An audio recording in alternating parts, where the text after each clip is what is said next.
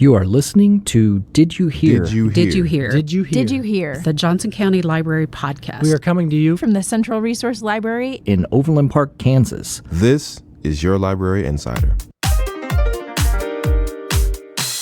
In this episode of Did You Hear, we'll give you the inside story on what it was like to visit and work at Johnson County movie theaters back in the day. We'll also chat about the 4-part jocohistory series on the local chain of Dickinson movie theaters.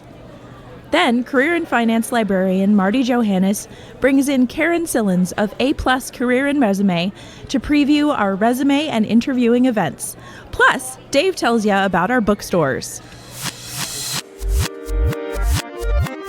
One of our partner sites is jocohistory.org, and you are one of the blog contributors to that site. Yeah, I just recently joined the local history committee at the library, and part of what we do is we'll contribute blog posts to the Joco History blog. And so I wrote a piece recently that's been going up month to month about the history of Dickinson Theaters, which was a local theater chain that operated out of Johnson County for quite a while. So you've had Reel 1 and Reel 2. There's going to be a total of 4 reels? Yeah, it wound up being a fairly long, history once I got into it. And so we split it up, into the 4 reels. And then they're going up once a month. So Reel 3 should go up sometime in July, and then Reel 4 the series will finish up in August. So how did you come about this topic? I was trying to think of something, Johnson County history related that we hadn't touched on yet. And there were a few posts on, there was a post on drive-ins, and then there was a post on the Glenwood Theater, which was Dickinson's kind of flagship for a long time. Sure. And, I was like, wow, I'm a big fan of movies. I'm very interested in theaters, movies, all that kind of stuff. And I thought, maybe I could go a little deeper in and find a Dickinson story that, hadn't been told that would be fun for the blog. And I started researching and looking for stuff, and I wound up just being able to put together this really long history of the whole company through Kansas City Star articles, Kansas City Business Journal, and then a handful of other sources. I reached out to Wood Dickinson, he's the third Wood Dickinson. Oh, really? Yeah, his grandfather and then his father were both in charge of the company for a period, and then his brother was in charge for a while. And then Wood, he was in charge of the company throughout the 90s pretty much. But yeah, I reached out to him via email, and he was very helpful too on the project. Full disclosure, I was a former Dickinson employee. When I was in high school, I worked at the Olathe Landing Cinema 8. Nice. I had the position of spearheader. Have you ever heard of such a thing? I haven't. What is that? Okay, so you have your ticket terror, and then as folks go through the lobby and then go to where the hallway splits into 2, 4 movie theaters to the right, 4 to the left, you had somebody that would ask you what your movie is, and you'd say, that's theater 3 to the right. Okay. That was a job. Right.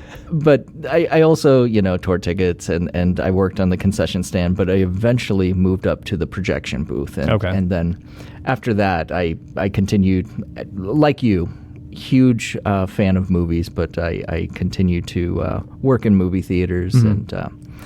And so as a spearheader, were you in charge of keeping out the riffraff or making sure kids weren't sneaking in? Or Yeah. You tried to control to make sure that underage kids weren't going to see the R-rated titles or NC-17. Yeah.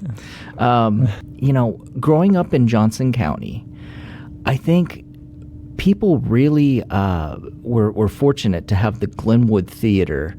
Those of us that remember that. But it was a movie palace. It really was. It was out on Metcalf Avenue, right about where 91st Street is, 91st and Metcalf. Right.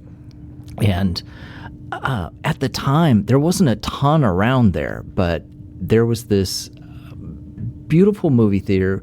I remember the outside marquee was just, it was so eye-catching and so big, and it had this kind of, would you say Art Deco style, or is it 60s? I don't know how to describe it. It was space age, maybe more space influence. Yeah, especially the marquee. It had kind of a it went up in 66, and so it had a little bit of that, I don't know, atomic age, space age kind of look to it. But inside, I don't know how I would describe it, just very lush. And it was very open, and the lobby was very tall, and it was round. I remember there was a round concession stand and a giant chandelier. Yes. And just immediately you felt like, wow, this is pretty classy. This is a cool place. Very luxury. But it was the movies, My sister and I, when we were children, we got to see, parents would drop us off, and we got to see movies like Close Encounters of the Third Kind, Indiana Jones and the Temple of Doom, all the Star Wars movies. I remember waiting in a line for 3 hours for the new Empire Strikes Back movie to come out. It's like, what? There's a second one? I am there. I don't care. How little we knew back then. Right. But yeah, Superman. I could go on and on. I mean, it's just fantastic. And so when I was at the Dickinson Olathe Landing Cinema 8, we were allowed to go to movies anywhere in the theater, and I always enjoyed going to the Glenwood Theater. Yeah, and I only got out to the Glenwood a handful of times. It came down in 2000, but I remember going there just like the first time I walked into that main auditorium, just thinking like, this is the biggest screen I've ever seen. And there, I think it sat something like 800 people. So very much an old school kind of movie experience. It was not, a multiplex. Those were just kind of coming up that decade. Right. But yeah, I hadn't really experienced anything like that. And it's very rare that you encounter a screen that large or large seats, velvety seats, plenty of leg room. Yes. They rocked. This was before anybody considered putting cup holders in, the chairs. But one of the things that was interesting to me was that there was this curved screen, a giant screen, like you mentioned, but they also showed 70 millimeter film. Yes. And so these days it's all digital. But back in the day, you had 35 millimeter film, and so 70 millimeter is double that size. And the beautiful thing about that is any little scratch or speck that might show up on a screen when you're showing 35 millimeter screen, you would not see that at all. 70 millimeter, it was super crisp. It was basically the high definition, ultra high definition option of the day. Yeah. I still think it looks better, to be honest with you, in a lot of ways. I don't even know what I've seen on 70 millimeter. I don't know. I think the Hateful Eight, when that came out, they did like a road show, and I was able to go see that on film, projected on film in 70 millimeter. But yeah, other than that, I mean, it really, by the time I was going to movies, I only had probably a decade and a half where they were actually still showing film. Right. Where it wasn't a hard drive projecting digital. But yeah, it was pretty rare. And so, yeah, to have, a 70 millimeter projection here in Johnson County or Overland Park even. Right. There was another theater in Kansas City I know of. There was an AMC theater that did 70 millimeter. But I think it was pretty rare. So. Yeah. And so right down the street from the Glenwood Theater, they had another theater that was a twin at the time in the Metcalf Mall. No longer there. No. Yeah, the entire mall is gone. But you worked there at one time. Yeah. So that was not originally a Dickinson theater inside the mall there, but Dickinson did, I think in the 80s, they bought that. Oh, gosh, I'm trying to remember. It's been a few months since I did some of the research. But Dickinson did own that theater in the mall for a period. And then they sold it to, I think it was the same company that owned the Ranch Mart. And so it was a dollar house for a while. And but yes, when I was working there, it had been refurbished by the Fine Arts Group. And so I was working there. It was the Glenwood Arts Theater at the time, I think is what it was called. Okay. So, yeah. But it was a commercial theater before that. And yes, yeah. And unfortunately, they were following the trends of all the megaplexes, and so they divided up their theaters into a fourplex. Yeah. Which is unfortunate because it was a pretty neat place to see movies as well. It was kind of like the Glenwood Junior. Yeah. So when they were growing in Kansas, in in Johnson County, Yeah. especially. So were most of the buildings original buildings like the Glenwood that we were talking about, or were they? I mean, there weren't other theaters to buy, so Right. Well, it was a kind of a mix. Their first Kansas City area theater was a theater that they refurbished. I don't know who had owned it before, but that was the Bijou out on, I think it's on Prospect, like 40 somewhere in Prospect. okay. And so that was their first move into the Kansas City area. At the time, they were based, I think, out of Lawrence, and this was back in the late 30s. I think is when they bought that. They moved in there, and then throughout. Oh gosh. So they were in Lawrence for a while. I think it wasn't until the 50s that they moved the company here. But I know that they built, I want to say their first new theater that they built in the area was it was at the time called the Dickinson Theater out on Johnson Drive. Today it's the Mission Theater. I think it's an event space now. But yeah, that's been standing since, I believe, the 40s. So it was kind of a mix of theaters they built on their own and then theaters that they were taking from other exhibitors. Or other companies that they were buying and then, screening their movies there. Did they get into the the drive-in business? Yeah. At some point? Yeah. They did, yeah. So that would have been, again, I think it was in the late 40s. Their first one was in Salina. So that's that was the first drive-in that Dickinson did. Their first ones in the area, they had the Leawood Drive-In, which is out on about 123rd and State Line. And then the Shawnee Drive-In, which I actually don't recall where that was. I think it was somewhere on 75th, maybe. I don't remember where that was. Okay. But yes, those were both gone by the end of the 70s. Both of those had been closed, and I know the Leawood Theater wound up, or the Leawood Drive-In wound up. When I was doing research, I wound up going through like a decade's worth of articles of like feuds between the residents of the area and then the city and then like developers who wanted to use that land for a grocery store and retail space. And that's fascinating. Yeah. And I mean, it was just like, it probably wouldn't make the most interesting Joco history blog post, but there was just so much information on it. And then finally it did become kind of a grocery store and a little strip mall area. But now it's closed. I think Barstow might be moving in there. It's the old Hy-Vee out there on 123rd and State Line. But wow. Anyways, yeah. Yeah. And I definitely don't want to give away everything that is part of your article, but this might be a good point to tell folks where they can read Reel 1, Reel 2, Reel 3, and 4. Yeah. So it's is it jocohistory.org? jocohistory.org. Okay. I can never remember for the URL. blog button. I always just Google Joco History blog, and that brings it up. And so it should be some of the most recent posts on there. And then in part 2, there's a link back to part 1. So if you just find Reel 2, then you can go back to that. I shared the articles with some of my old theater friends. Yeah. Shout out to Eric Moline out there in Lawrence, Kansas, and Paul Mazzoni down there in Atlanta, Georgia. We all worked there. We loved it.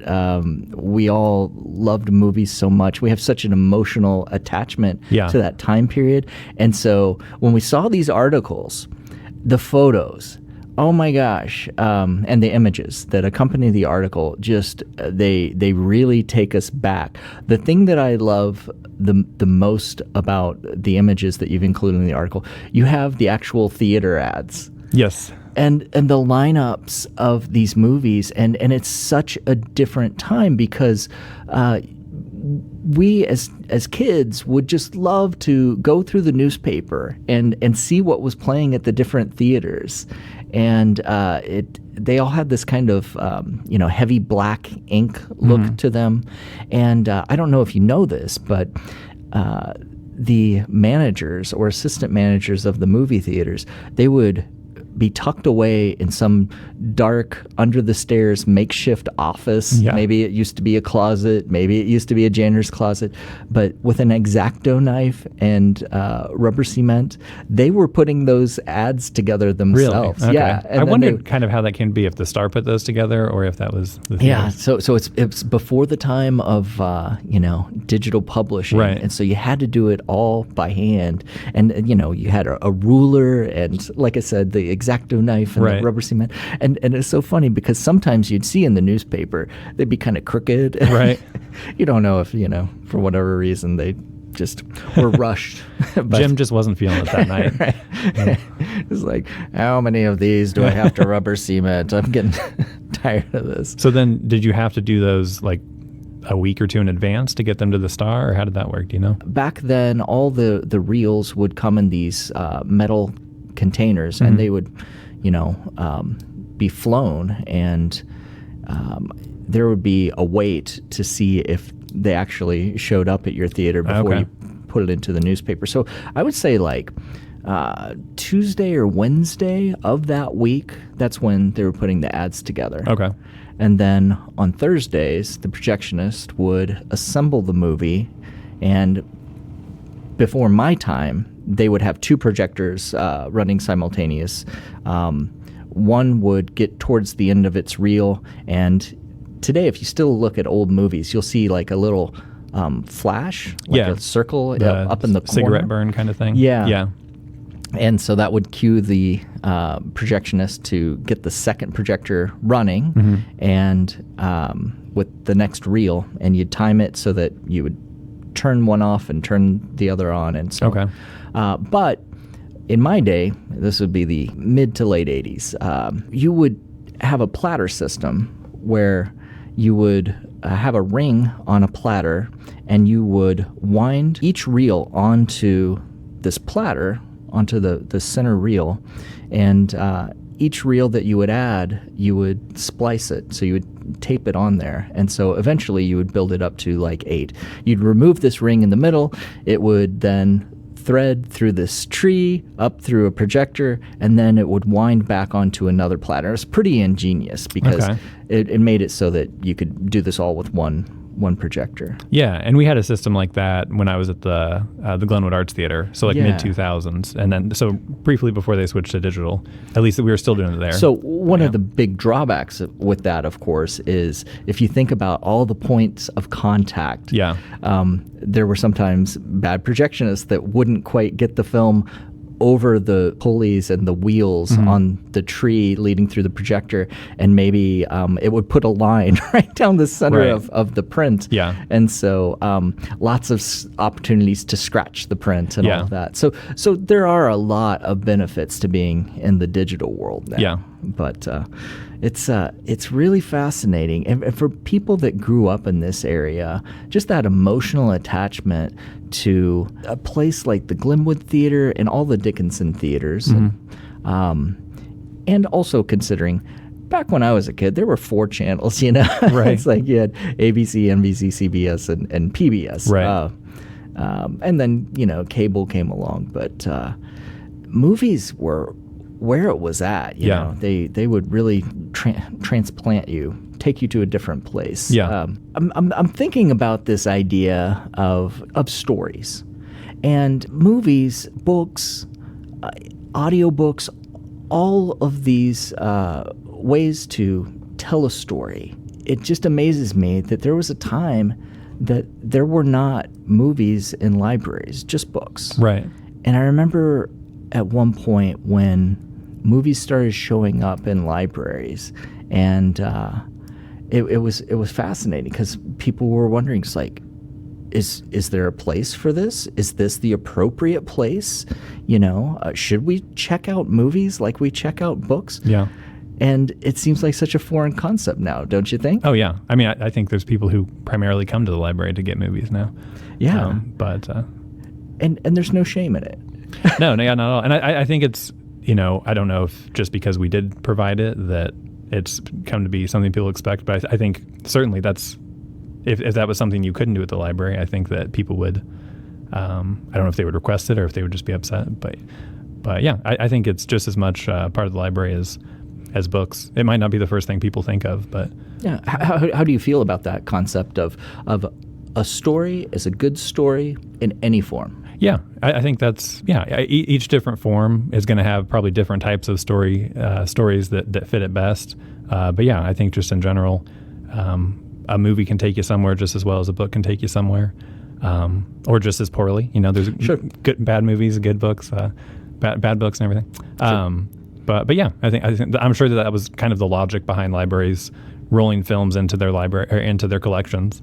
And there are definitely times where books do a superior job, and the movie version of a particular story is not so great. Yeah. But I could say just the opposite, that there are some movies that do so much more than just the story. And sometimes you think about some movies like this movie just popped in my head, Stand By Me by Stephen King. It's a short story. Yeah. But that became a really successful full-length feature film. And yeah. So, yeah, it's interesting. Yeah. Well, I think that takes us full circle. If you'd like to read more, once again, you can go to... Yeah, the jocohistory.org, or you could just search for the Joco History blog, and it should be right up there at the top. But kind of on that note, what you're saying is just that, that love of stories and that just nostalgia and all that attachment we have to whether it was the books or the movies or something. That really is kind of what pulled me into wanting to write this history. Is the South Glen 12 was kind of my, my theater growing up, when I, more like younger teen years and things like that. But yeah, so part of why I wanted to write the post was I didn't experience the Glenwood in the 60s, but I thought people would really get a kick out of reading some of the backstory behind all these various theaters, whether it was the Olathe Landing or the South Glen or the Glenwood. So yeah, kind of creating a story out of it in itself. But. And I got to say, it's compelling reading. I don't want to give away too much, but I will say there is a theft. There's true drama. There's nostalgia. Some good descriptive writing. Some really good insight from the original sources that were there. And so go to jocohistory.org and check it out.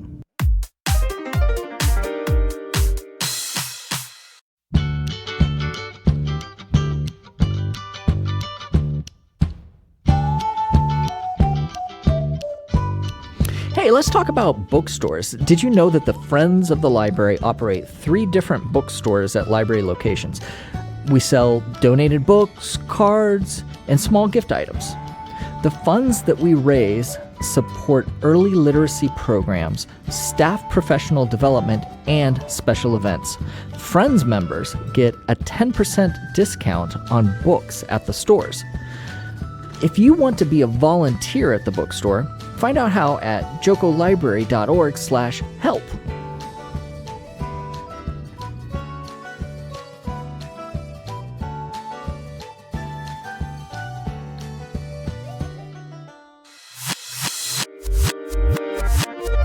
There's so many different services that we have at the Johnson County Library that make you go, boy, I didn't know the library did that.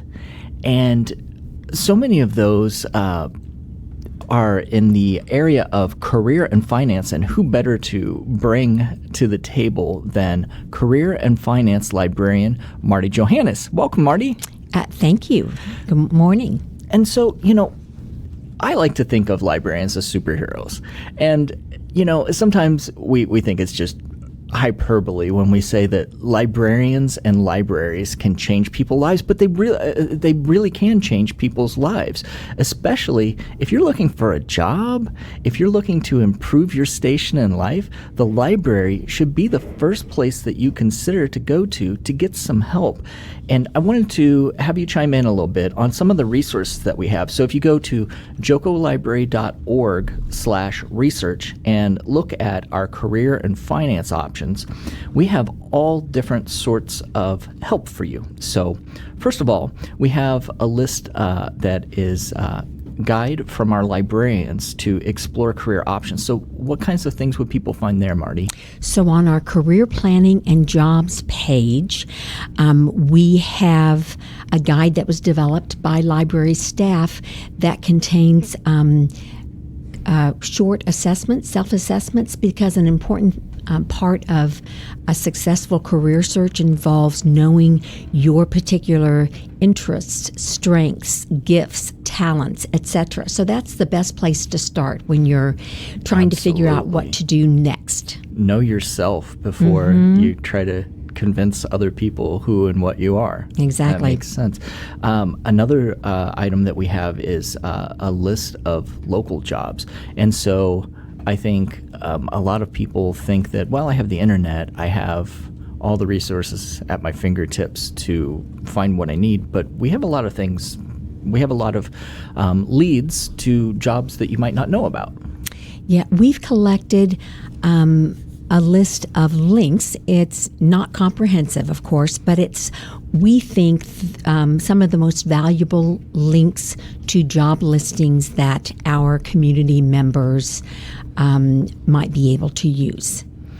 So tell me about a database like Job and Career Accelerator. What will people find there? It's something of an online career coach. So it walks you step by step through the creation of a resume, through actually stepping back a little bit, it allows you to take an assessment. To figure out where your particular skills lie, and then it will help you locate jobs. It's connected in with Indeed.com.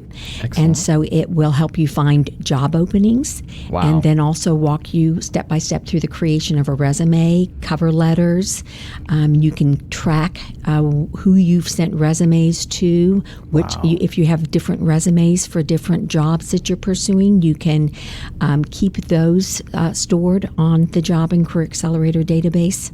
Yeah, and speaking of resumes, I was thinking, once you get to know yourself and you're able to identify those skills and you're ready to put them on paper, we have another really great service through Tutor.com, which is live resume help. And so you have real people that will review your resume for you. You can submit your resume to the staff at Tutor.com, and one of the staff members will review your resume, give you pointers, and then get back with you.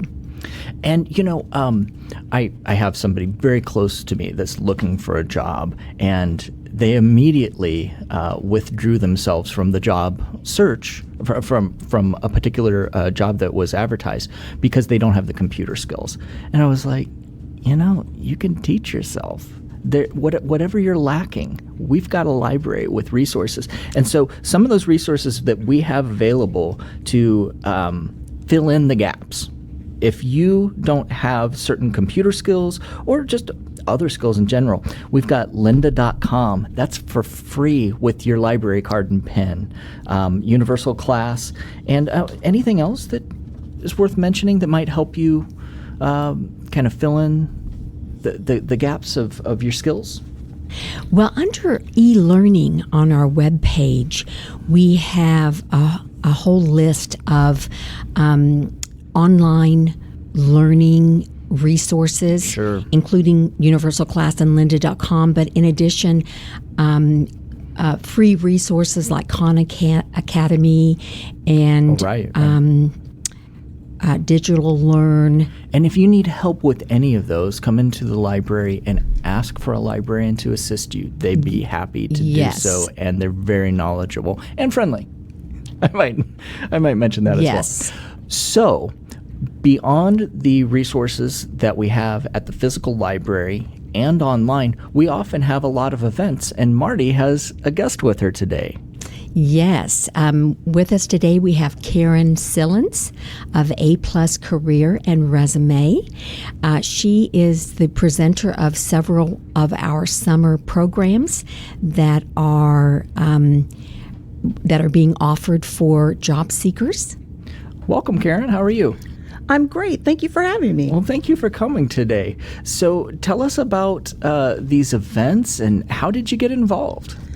Well, about 20 years ago, I was writing resumes for friends and family, and I actually had a friend of mine suggest that perhaps I should go into that as my full-time business. I was in human resources at the time. Wow. And I took their advice and had a very understanding husband who I'm sure thought I was going to have a very expensive hobby. Oh. And he's been delighted that has not been the case. It has been a full-blown job. So I spend my time every day with clients.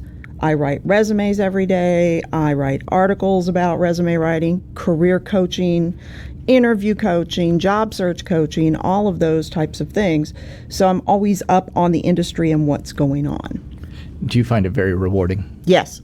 Every time you hear from a client, I had a successful interview, or I just got my new job, or, oh, now seeing this resume, I really understand why I'm qualified for a particular industry. Yeah. It's quite a rewarding thing.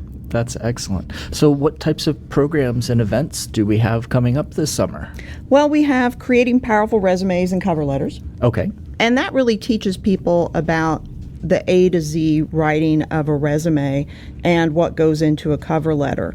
We talk about format, and we talk about what applicant tracking systems do, because anytime you apply online, you're going through an applicant tracking system.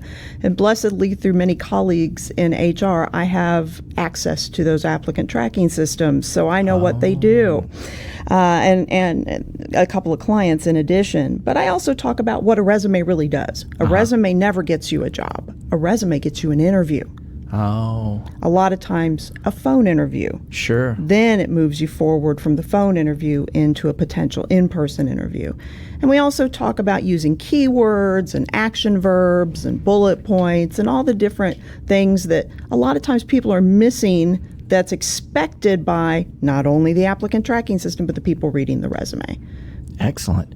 So what's the date and time and location for this event? So there's one coming up on June 26th, I believe, and that is for the interviewing savvy. And then there's one coming up in July, and that is for the creating powerful resumes and cover letters. Yes, the one in July, the Creating Powerful Resumes and Cover Letters, is on Tuesday, July 16th, from 6 to 7:30 p.m. in the Leawood Library. Oh, Leawood. Okay. All right. Leawood Pioneer Library. That's down off of Row and I want to say 115th. Does that sound- I think 17th. 117th. Okay. Don't want to say. It's right by the shopping center. It's right by the shopping center. Right. there. Right. Town Center Drive. Right. Yes. Excellent. And do we have a different location for the next event? Then the other one, the Interviewing Savvy program is on Wednesday, June 26th from 6 to 7:30 p.m. at the Cedar Row Library. And I do want to mention that starting at 5:30 p.m. before each of these programs, we offer sandwiches and sides. Oh. We know that many of the attendees will be coming directly from work or from some other obligation, and so we make it a little bit easier on them by providing some refreshments. Wow. Well, that's very nice of you. Do we have a partnership that is supplying that, or is that the library? That's No, doing the it? library. The library's doing that. Provides that. Oh, that's excellent. That's very nice. Okay. Anything else you want to mention about this event? The Interviewing Savvy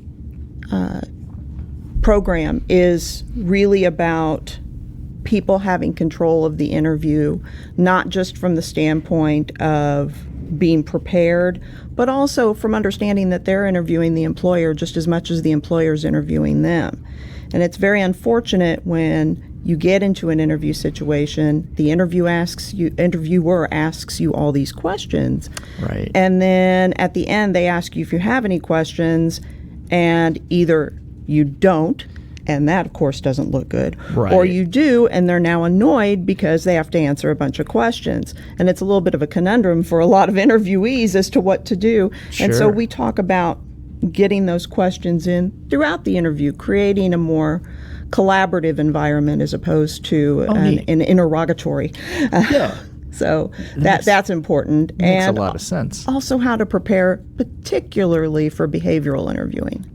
Yeah. That's a Interesting. difficult type of interviewing for people. Tell me about a time when, give me an example of questions. Oh, right. People have a lot of problems with those. And I Sure. actually give anybody techniques to prepare for those. Yeah. Yeah. Boy, it makes you really start to think about all the different interviews that you've had and your experiences. And you think that when you're in that interviewing setting, you know that you should go armed with a few questions, but you also want to make sure that you're letting the the prospective employer know that you've done your research too. You don't want to ask questions that it's like, well, that's on our website. You could have figured that out. But some really important questions that only they could answer during that particular interview. Exactly. And how to research a company, how to be able to answer that question. Tell us what you know about our organization. Yeah. And how you which fit. Actually a great deal of people fall down on. They get into the interview and they think I'm doing great, and they'll say, tell us what you know about us, and their research was going on the site and clicking on careers. Yeah. And that's an unfortunate mistake a lot of people make. And of course, the library is an excellent place to do research for an employer that you're going to be interviewing with or are interested in working for. Reference USA is one of our most popular databases for research and getting background information on an employer. Now, Marty, there's one other event that you might want to mention today. Yes, the Art of Interviewing program presented by Efren Mojica. It was originally scheduled for Tuesday, June 11th, but it had to be rescheduled, so the new date is Thursday, June 27th. It is an evening program from 6 to 7:30 p.m. at the Blue Valley Library. Efren is a professional development consultant. He has his own business, All About You Consulting, and he'll talk about the entire interview life cycle. So the pre-interview, the interview, and the post-interview. Oh, excellent. And so, like you said, that's been rescheduled. So if you have that on your calendar, you're going to want to update your calendar. Yes. One thing I would mention, for all three of these events, you can go to jocolibrary.org/events. And one of the really handy features we have of our calendar is that there's a little icon you can click, and you can add our events directly to your calendar and get reminders when your event is coming up. Don't forget that in addition to these excellent events, we also have a number of resources, our databases and our learning tools that are available at jocolibrary.org. If you haven't been to the website, just explore. We're more than just a bunch of books on the shelf.